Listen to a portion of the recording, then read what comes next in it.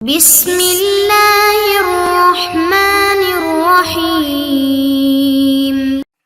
الحمد للہ رب العالمین والصلاة والسلام علی خاتم الانبیاء محمد وعلی آلہ وصحبہ وامتہ اجمعین اما بعد۔ عزیز طلبہ کرام، سابقہ ویڈیو کے اندر ہم نے سوال نمبر 6 کو مکمل کیا تھا۔ آج کی اس ویڈیو میں ہم سوال نمبر 6 کے بعد جو مشق ہے، جس کا مجموعی طور پر نمبر وہ 3 ہے، اس کو پڑھیں گے۔ سوالات کے جوابات آپ نے اپنی کاپی میں تحریر کرنے ہیں، اور کچھ آگے جو ہماری مشق کا حصہ آ رہا ہے اس کو آپ نے کتاب پر ہی حل کرنا ہے۔ امید ہے کتاب کا یہ نسخہ آپ کے پاس موجود ہوگا۔ تو آئیے ابتدا کرتے ہیں۔ عملی مشق نمبر 3۔ سوال نمبر 1، زبانی مگر مختصر جواب دیجیے۔ پہلا سوال ہے، ختم نبوت کے معنی میں قادیانی جماعت کا موقف کیا ہے اور اس کی تردید میں مفتی محمد شفیع صاحب رحمہ اللہ، مفتی اعظم پاکستان نے کیا ارشاد فرمایا؟ دوسرا سوال ہے، مرزا قادیانی ملعون نے اپنی کتاب برکات الدعاء میں تفسیر قرآن کا کیا معیار ذکر کیا ہے؟ تیسرا سوال ہے، خاتم النبیین کا جو ترجمہ قادیانی جماعت نے کیا ہے اس کے باطل ہونے کی چند وجوہات مختصر مگر جامع الفاظ میں بتائیں۔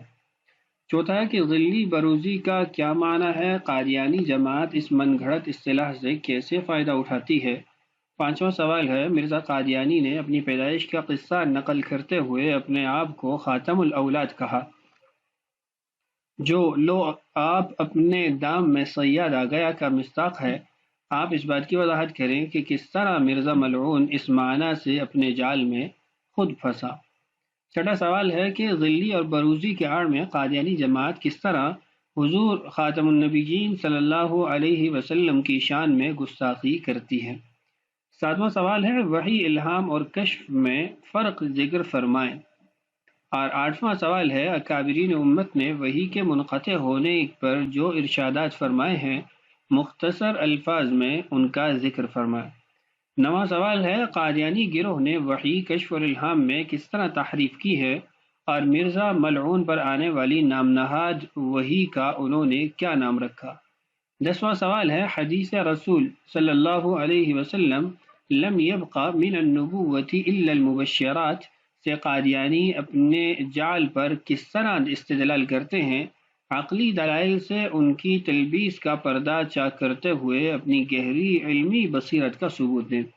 عقلی دلائل آپ نے یہ جو ہماری اس سے قبل والی ویڈیو تھی اس کے اندر پڑھ لیا، جس میں ہم نے جز اور کل کی بات کی ہے۔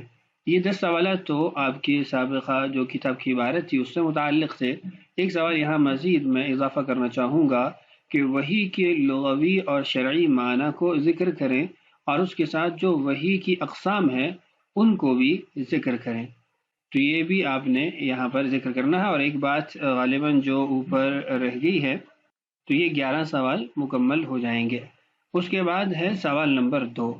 سوال نمبر 2 ہے، اپنے سبق کو غور سے پڑھیں اور درج ذیل عبارت میں سے متعلقہ خانے یعنی باکس میں ٹک کا درست ہونے کے نشان کے ساتھ صحیح اور غلط میں امتیاز کریں اور صحیح عقیدہ بھی بیان کریں۔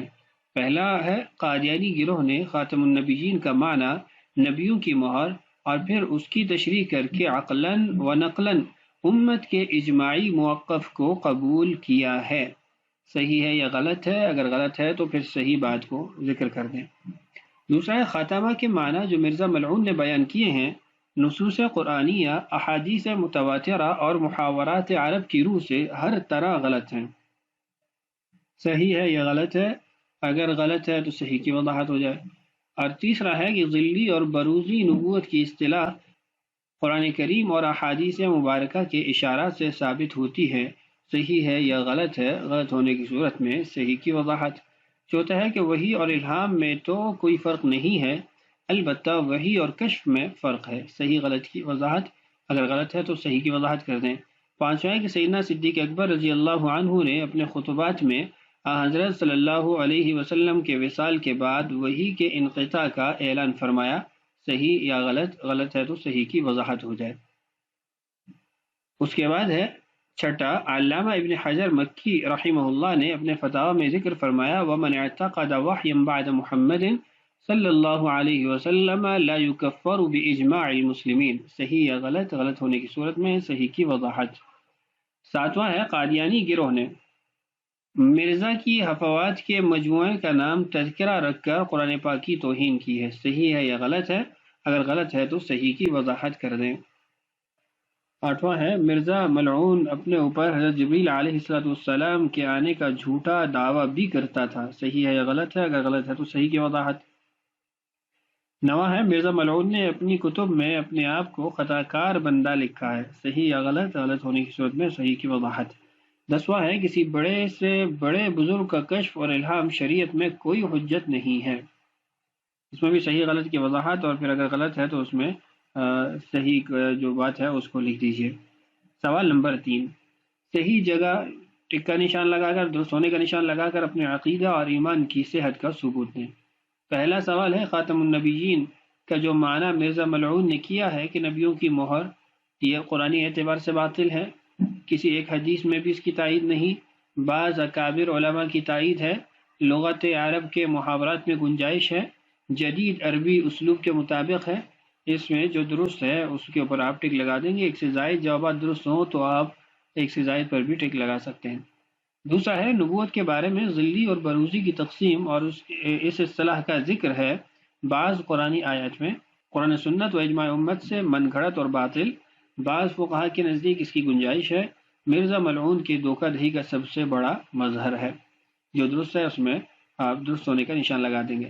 تیسرا ہے کہ کسی شخص کے بھی دعوی نبوت کے ثبوت کے لیے کشف حجت ہے، الہام سے بھی تائید ہو جاتی ہے، صرف وحی الہی ضروری ہے، بعض لوگوں کا گرویدہ ہو جانا کافی ہے، خواب کے ذریعے پتہ چل سکتا ہے، جو درست ہے اس میں آپ درست ہونے کا نشان لگا دیں گے۔